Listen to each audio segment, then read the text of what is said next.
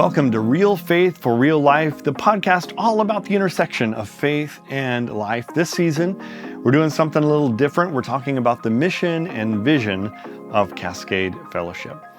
Now let's talk a little bit about the mission and vision of our church. We've been saying our mission is this: radiating the love and truth of Jesus in every area of life. And how do we do that? Our vision for how to accomplish that? Cascade Fellowship welcomes people into loving community, equips them with God's never-changing truth, and inspires them to live it out in an ever-changing world. This series of videos is about showing how we arrived at these statements. We've been saying this, that we've got to show our work. The work was this. We talked about this previously. It was a lot of listening in this process that we've been going through since last fall. We've been listening to God, to our community, to our congregation, to our previous vision team, and to our leadership.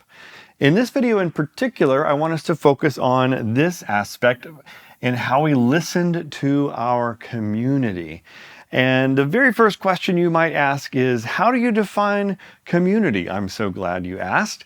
There are a lot of different ways we could do that, but we started by just looking at who currently attends our church. Previously, you'll remember we were closing in on about 800 active members and regular attenders. If we plot where they live on a map, this is what shows up. And you'll notice there's a cluster right here around us, and then there's some outliers. But as with most churches today, most of our attendees are coming from about a 5-mile radius.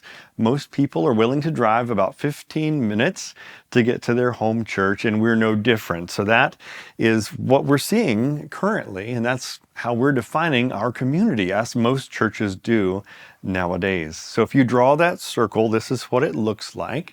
And we just chose to dive deep into the people that live within this radius, learn about them, who they are, what they care about, what their lives are like, and how we can minister to them. How did we do that? Again, glad you asked. We used a great tool called MissionInsite, and I want to just brief you on what it is and why we chose to do it first. So, we used a demographic tool to help us understand our community so that first, we can open our congregants' minds to the large number of unreached people nearby.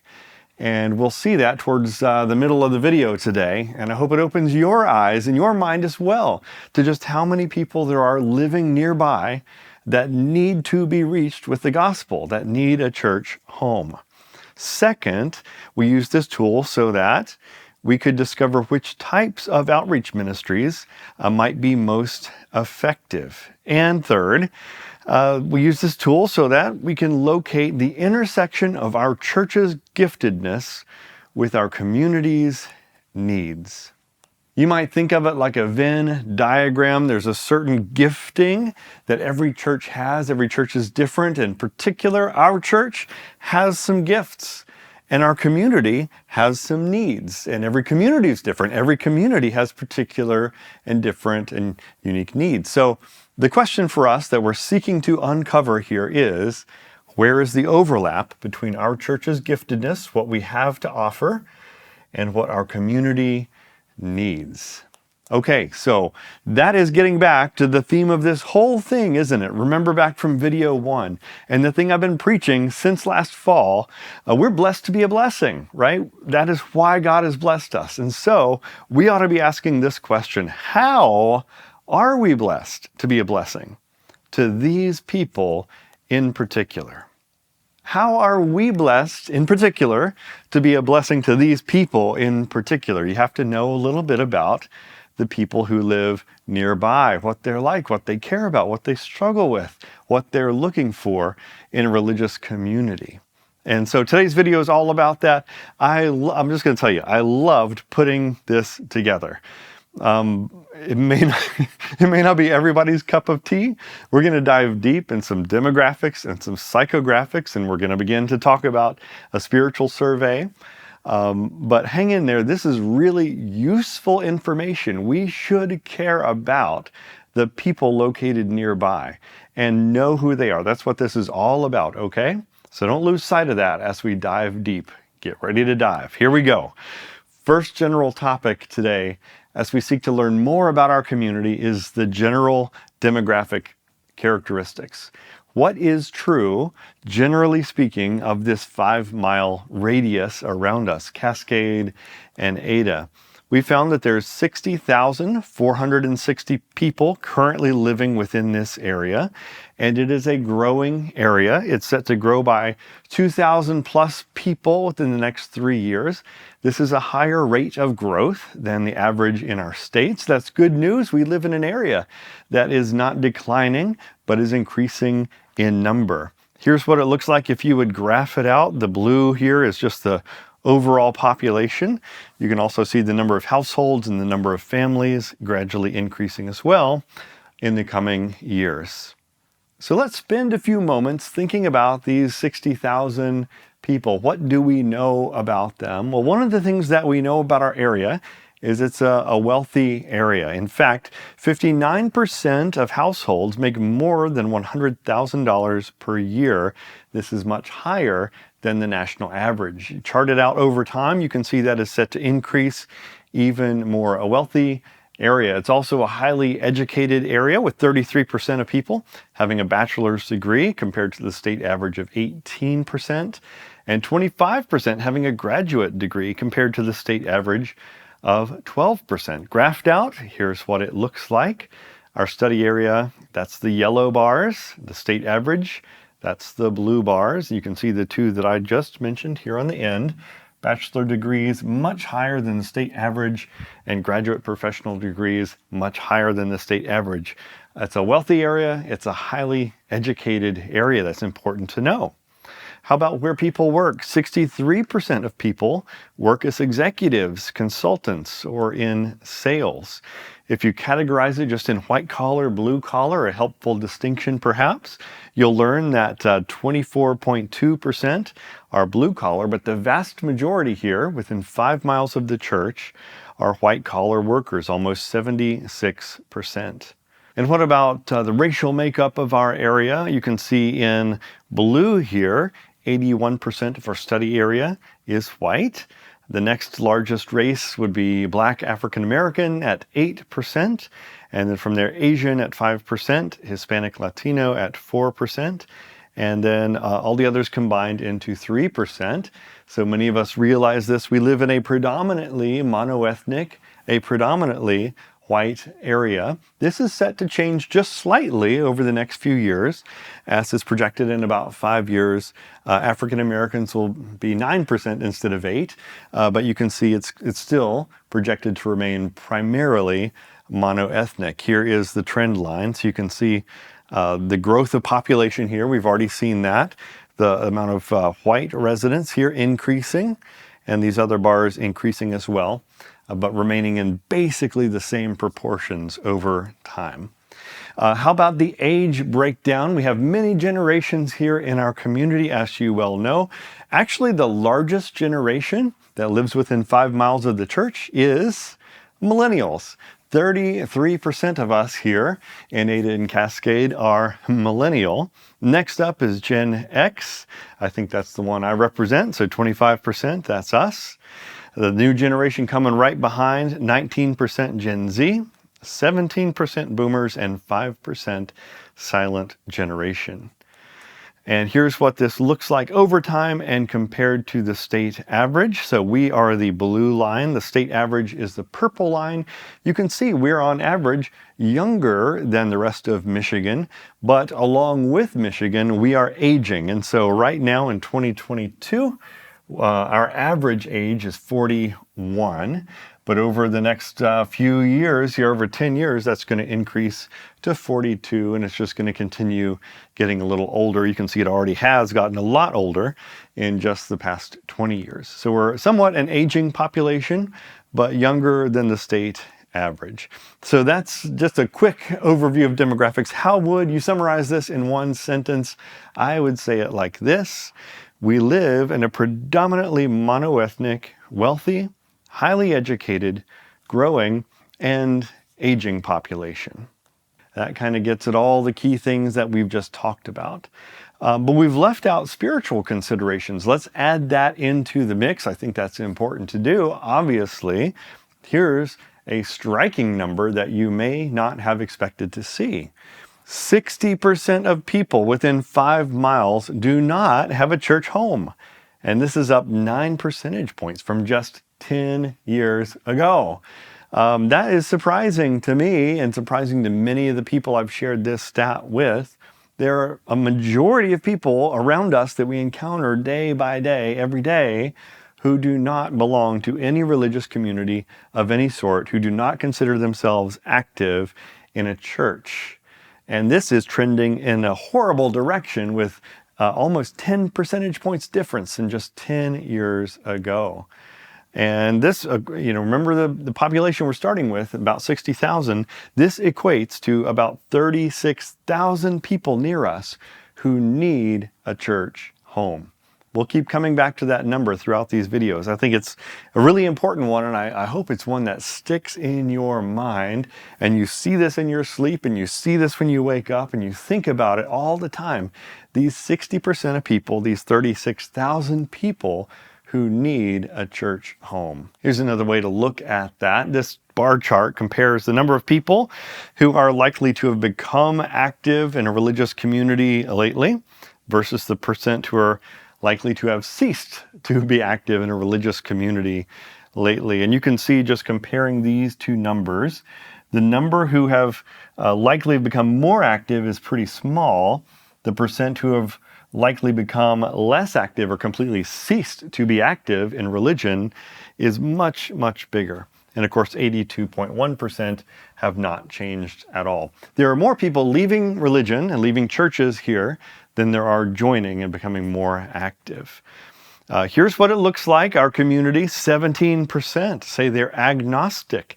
15% call themselves atheists.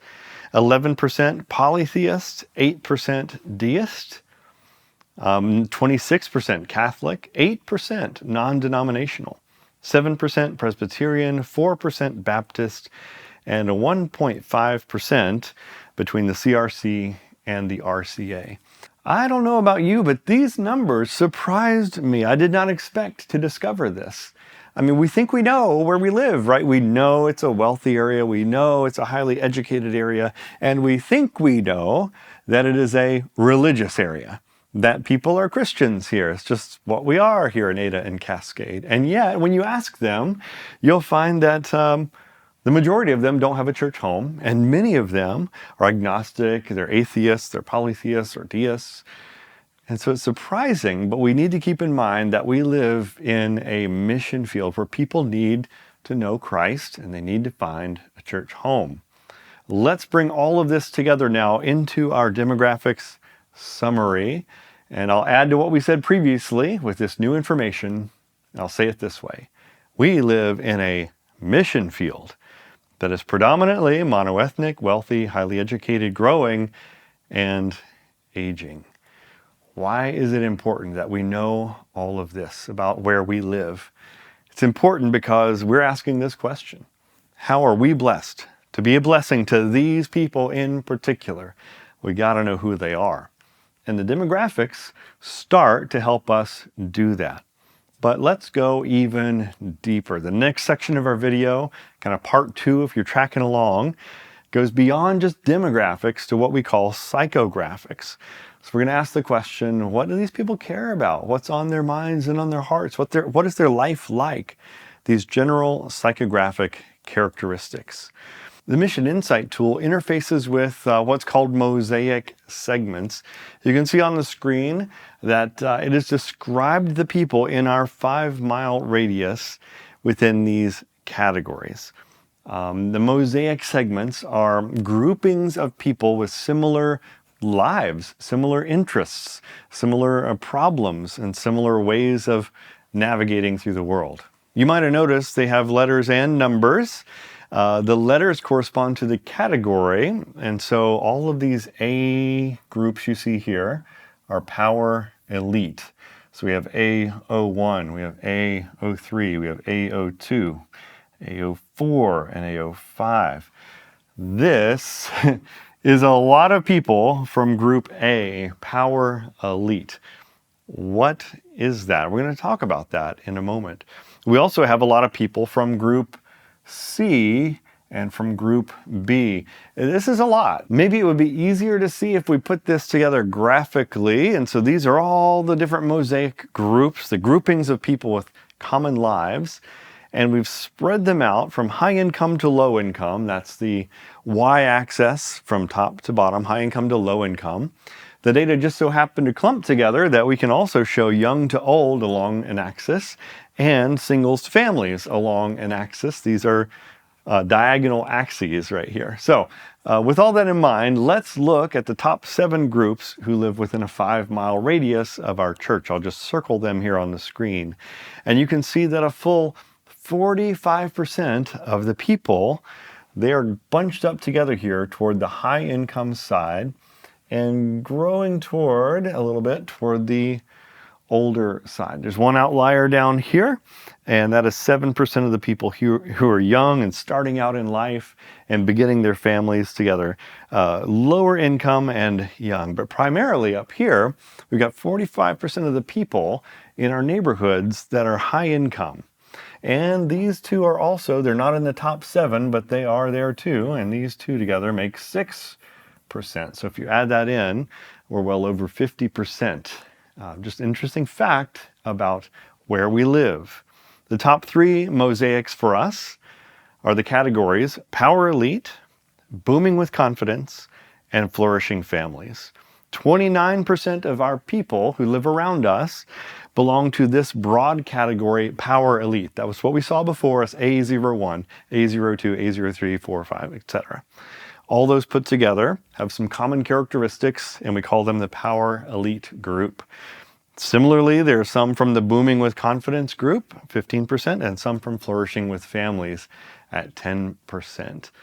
So the last thing we're going to do in this video is just dive a little deeper into these top mosaics, the top 3, and learn just a little bit about them. Who are the people that we're trying to reach with the gospel? First, the largest group that we have here, the Power Elite. Now, when we read about them and learn about them, these are the words that come to the top. Wealthy, highly educated, politically conservative, well invested, charitable giving, active and fit, with the head of household between 51 and 65 years old typically, and the household income being $250,000 plus. There's some great research here about this group of people, and let's read a few excerpts from that research. These people, who are they? They are the wealthiest households in the U.S., living in the most exclusive neighborhoods and enjoying all that life has to offer. They have ambitious educational plans for their children and expect the church to offer high-quality programs for children and youth.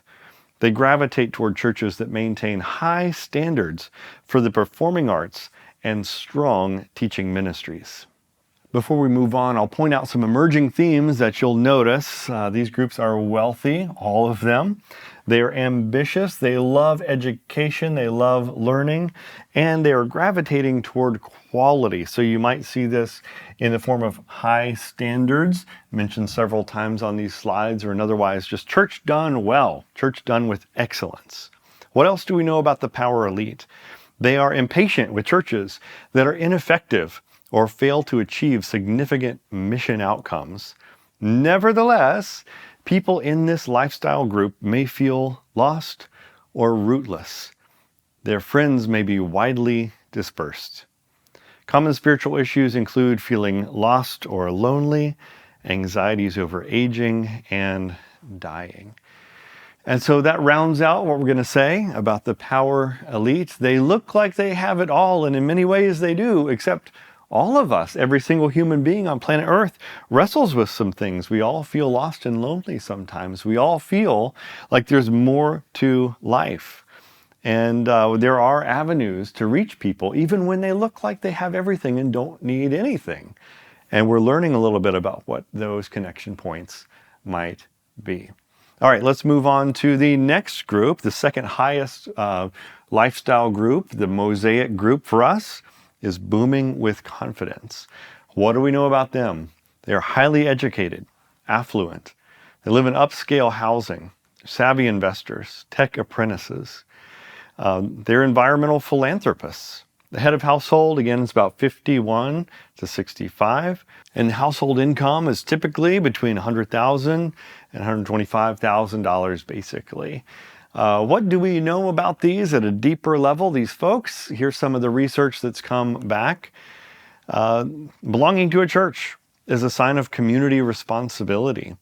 They often declare denominational allegiances in social surveys.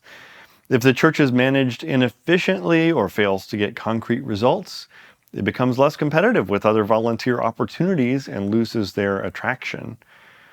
As they've grown older, many are on a quest to rediscover absolutes in life. So again, we'll pause here before we go on. Something to note is that for these folks, often they lump church in with the rest of their life. Their life is about philanthropy. Their life is about helping people in the community and in the world. And so the church is kind of like that. It's something they should do as a responsibility for being so blessed by God.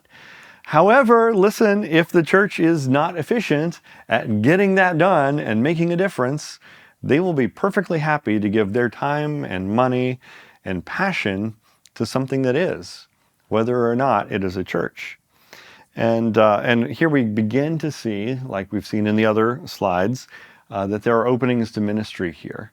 As they've grown and they've begun to mature and are heading toward retirement, they've achieved a lot, but they're beginning to look back and say, man, are there any absolutes in life? And they're returning to religion, many of them. Okay, what else do we know about this group?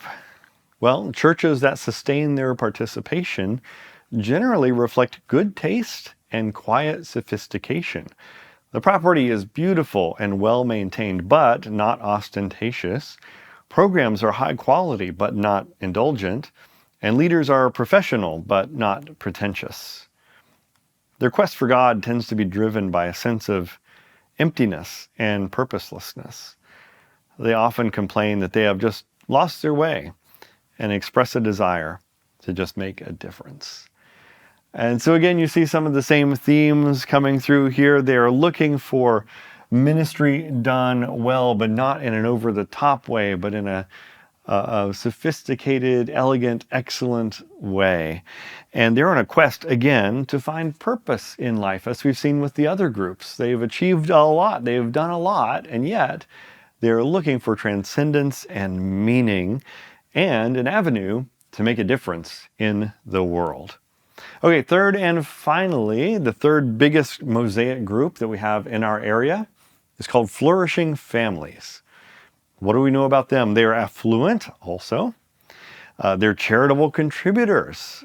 They love athletic activities, saving for college, high credit card use, family-oriented activities. The head of household here is a little bit younger at 36 to 45, and the household income of 125 to about 150. All right, let's dive a little deeper beyond just these bullet points to read some research about this grouping of people. What do we know about them? Well, they are affluent, middle-aged families and couples, earning prosperous incomes and living a very comfortable, active lifestyle. They are church shoppers who are ambivalent about religious organizations. They hold traditional family values and want generational programming. And flourishing families are highly sociable. They value opportunities for fellowship and building relationships. Okay, again, pausing for a moment, time out, we'll unpack this much. What do we know about flourishing families? They, again, are affluent. They live a very comfortable lifestyle because they're building their family. Family is central to them and taking care of their family. And with that in mind, they're not afraid to shop around for the best church, especially when it comes to generational programming. And look at this, the opportunity to be sociable, to enjoy fellowship and building relationships. And so a church that offers these things is going to do well at reaching these folks and meeting a real need that they have. Continuing on, they will shop for a good church. That may mean a large resource-sized church that can provide multiple high-quality programs for all generations, especially children and youth. On the other hand, they may search for a medium-sized church that encourages deeper intimacy, builds mentoring relationships, and provides role models for children and youth. What is a good church? A good church offers quality programs, contemporary technologies, and informative sermons. They look for churches that are clear about core values and bedrock beliefs. We'll pause real quick again just to notice some key words. As they're looking for a good church, notice that these are not people who are content just to go to the closest CRC church. Many of us might have grown up in that era where that church is closest. I just go to it. It's in the denomination I grew up in. I just go to it. No, these folks are going to find a good church, and that may mean driving a little bit, but they're willing to do that. It doesn't necessarily have to be a large church. It could be a medium-sized church, but a church that is, here's the word again, offering quality programs. There's a commitment to excellence that these people have, and they want their churches also to be committed to excellence and contemporary use of technology. I would put this word around it, kind of relevant to the modern world. And look at this, informative sermons. And so they're looking to learn, they're looking to grow in their faith, they're looking for quality sermons that somebody's put some time into, that make sense, that connect with their life, that they can remember and apply. And I just love this. Look at this. They are also looking for a church that has some core values, that they're not afraid to say, we believe this is foundational to us. There is a bedrock value here that we build this church on. And man, as I look over all of these words that we've underlined and more, I'm like, wow, we have the potential at this church to be a really good fit for these folks. Okay, just a little bit more information now. Flourishing families, their quest for God is often driven by experiences of brokenness or rejection and anxieties over guilt and displacement as they move further away from extended family. They seek authenticity in relationships and wholeness in life. Healing, forgiveness, and hope lie at the root of their expectations of religion. So those in these flourishing families, they are striking out on their own, and they're perhaps moving away from their extended family to achieve some success in the world. And there's a little bit of guilt about that, honestly. And so one of the ways to reach them is to realize that, man, they're looking for healing and forgiveness and hope, all the things that religion and Christianity should provide, right? As well as meaning and help with their anxieties and their guilt. Here's the last word we'll circle today, and that is this: authenticity.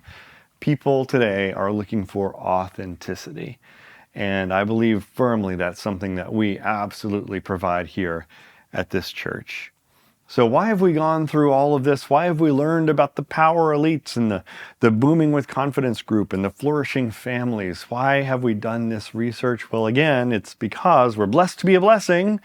So we got to ask this question: how are we blessed to be a blessing to these people in particular? We've examined their demographics, basics like their age, education, income levels. We've also examined now their psychographics, what it's like to be them, what they care about, and what they even fear. But there's even more to them, and that we're going to cover in our next video. I'll give you a little preview right now if that's okay, because I'm so excited about it. In our final video, by the way, in this series, we're going to examine the spiritual belief survey that was administered to people within a 5-mile radius. Again, with the goal of discerning, here's how our church is gifted, here's how our community experiences their need, where is the overlap? And I think in the next video, we're going to see, and I'm so excited to share with you, that while a lot of churches might overlap with their community just slightly, like you see on the screen here, maybe other churches overlap a little bit more like this. I believe our church, man, it just is one and the same. What we have to offer is what our community is looking for. I firmly believe that, and it's such a huge blessing, right? What they want and who we are, the Venn diagram is just one circle. It's the same thing. basically speaking. Just by way of preview, we'll unpack this more next week and a lot of other great things. But we asked people in this 5-mile radius, what do you want in a church? Far and above anything else, the number one answer by far was warm and friendly encounters. Number 2 was quality sermons. Is that true of us? Is that who we are? Well, we also surveyed people that had joined our church in the past year, and we asked them, hey, why did you join our church? The number 1 answer, welcoming community. The number 2 answer, biblical preaching. This is just one example of how what the community is looking for and longing for is what we are. Super excited to continue this conversation next week on the podcast as we discover even more of those connection points with our community. And we're going to have a special interview guest next week. I think you're going to really enjoy it as we learn more about this community that we love so much and how we can reach them with the life-changing gospel of Christ. See you again soon.